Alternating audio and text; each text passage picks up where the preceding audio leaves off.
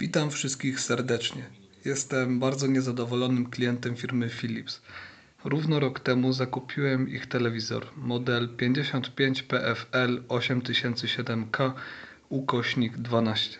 Był to jeden z najwyższych modeli do telewizorów tej firmy. Kosztował około 8000 zł.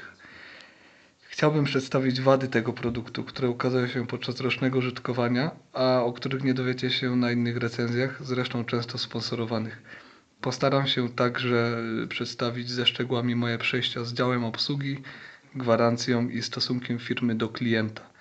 Nie chcę zniechęcać do zakupu ani robić antyreklamy, ale uważam, że ktoś, kto wydaje dużo ciężko zarobionych pieniędzy i oczekuje od telewizora czegoś więcej niż samego wyświetlacza obrazu, to powinien wiedzieć, w co się pakuje, kupując urządzenie tej firmy.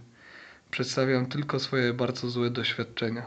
Co ciekawe, problem, który dotyczy mojego telewizora, dotyczy każdego z serii 6000, 7000 i 8000 z 2012 roku. Nie wiem jak z modelami 9000 i 5000. Nie wiem też, czy to dotyczy modeli z roku 2013 i nowszych.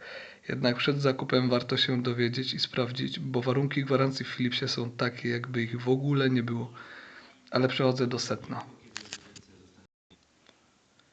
Jak już wspomniałem wcześniej, równo rok temu kupiłem telewizor Philipsa. Po około 2 tygodniach od zakupu zauważyłem problem, który dotyczy cyfrowego wyjścia optycznego w tym właśnie telewizorze.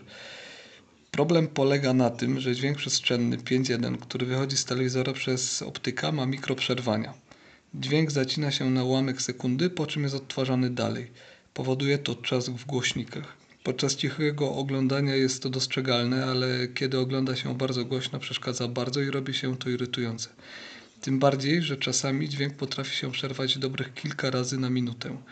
Kolejnym problemem jest przewijanie na podłączonych głośnikach kablem optycznym. W zasadzie szanse są 50/50, że dźwięk się zatnie i będzie strzelać jak z karabinu. Przy dużej głośności można dostać zawału.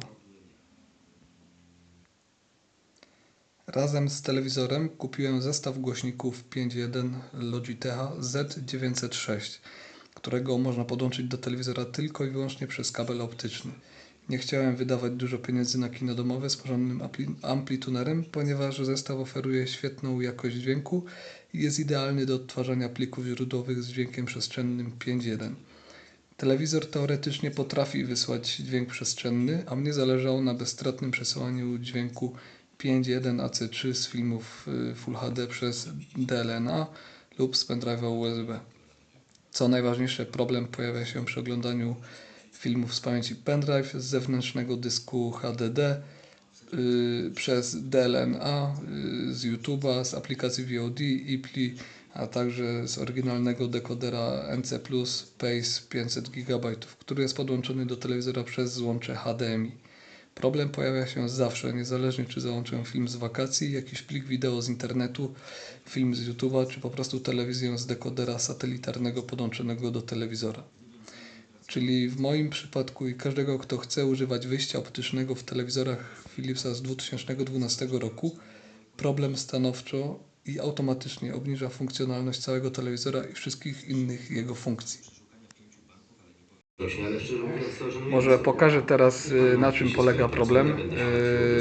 Tak jak mówiłem, mam zestaw głośników Logitecha Z906.5.1. Proszę jeszcze raz sprawdzić. Nie chcielibyśmy, żeby...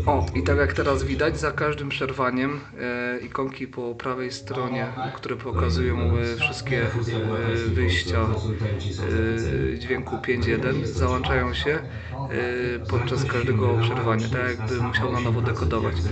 Jak widzicie, już drugi raz przerwało i drugi raz wyświetla te właśnie ikonki.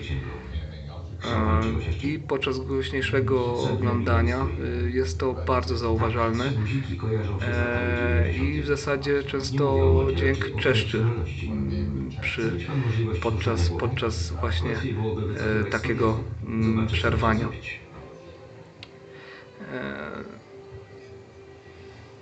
Czasami zdarza się to kilka razy na minutę, a czasami nie zdarzy się to przez 2 minuty. I nigdy nie wiadomo, Co za Kiedy- spotkanie? kiedy Rachel, się Natasza, przerwie. Natasza, Rachel. Natasza? Jesteś... Kolejnym problemem, który chciałem przedstawić, jeszcze Zabieram mnie może zaraz. później pokażę, jak to jest, to przewijanie. To jest Harvey Dent. 50/50, że podczas Rachel przewijania wszystko mi opowiedziała. i oglądania dalej pojawi się właśnie dźwięk jak z karabinu. Uwaga, Wyszedłem na ludzi. teraz się udało.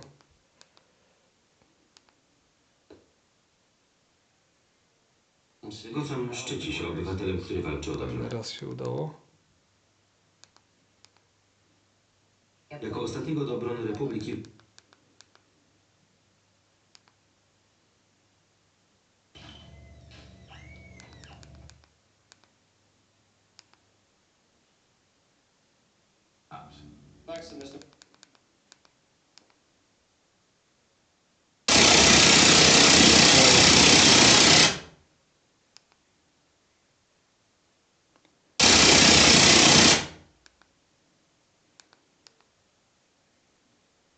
już to zrobiłem. Teraz znowu jest dobrze. Z oczywistych Teraz przyczyn przewiniemy nie do tyłu.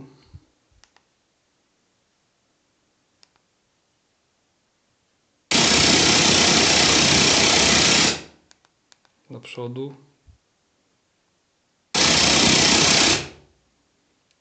Teraz dalej nic. O, zaskoczyło. Jak widać, czasami dźwięk przewinie się dobrze i film leci dalej, a czasami dźwięk się zacina i A ja myślałem, że moje dowcipy są słychać zacięcia bardzo głośne, ludziom cię sprzątnąć. Magiczna które sztuczka. bardzo źle wpływają na odbiór filmu. Sprawię, że ten...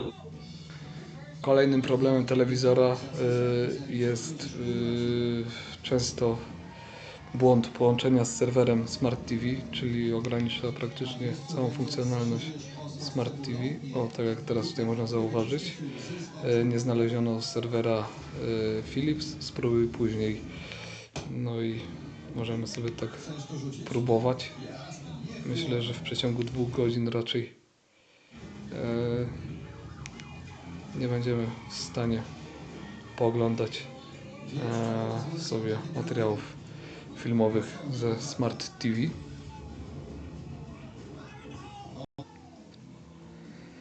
A teraz opowiem trochę o moich zmaganiach z serwisem gwarancyjnym. Po około 2 tygodniach od zakupu zadzwoniłem do Philipsa, żeby zgłosić problem. Przyjechał do mnie pan z serwisu z Radomia i zabrał telewizor. Dokładnie mu powiedziałem, w czym problem, i przyznał, że rzeczywiście wyjście optyczne jest niesprawne i przekaże te informacje w Radomiu. Po tygodniu zadzwonił do mnie serwis i powiedział, że nie wiedzą, o co chodzi i że wyjście optyczne jest sprawne. Dopiero po rozmowie ze mną sprawdzili dokładnie telewizor i rzeczywiście stwierdzili, że jest problem z wyjściem optycznym. Po 2 tygodniach telewizor został mi zwrócony w takim stanie, w jakim go ode mnie zabrali. Powiedzieli, że muszę czekać na aktualizację softu, bo to w nim problem. Czekałem na 2 kolejne aktualizacje. Żadna nie przyniosła poprawy. Znowu zadzwoniłem do Philipsa, żeby znaleźli rozwiązanie problemu. Dostałem odpowiedź, że sprawa została zgłoszona w Holandii i że technicy rozwiązują problem. Że ten problem pojawia się we wszystkich telewizorach serii 8007K. Czekałem kolejny tydzień. Znowu telefon do Philipsa. Przepraszają, że tak długo czekam i w ramach udobruchania dają mi okulary 3D, których jeszcze nie otrzymałem i już pewnie nigdy nie otrzymam. Tym razem konsultant mówi, że mam czekać na odpowiedź pośrednika Philipsa i serwisu w Radomiu. Propozycja była taka, że znowu mam oddać telewizor na 2 tygodnie do serwisu, żeby mogli mu się bliżej przyjrzeć. Po czym ten pan stwierdził, że jednak rzeczywiście nic nie są w stanie zrobić. Znowu dzwonię do Philipsa i kolejne wytłumaczenie, że sprawa poszła do jakiegoś innego kierownika i czekają na odpowiedź. Dzwoniłem znowu i stanęło na niczym. Kierownik się nie odezwał, a pan, który się zajmował moim problemem, bał się ze mną rozmawiać i przekazywał informacje przez swojego kolegę z innego stanowiska. Wysłałem też wiadomość e-mail do działu Philipsa, na którą odpowiedzieli mi, że sprawa jest w toku i mam czekać.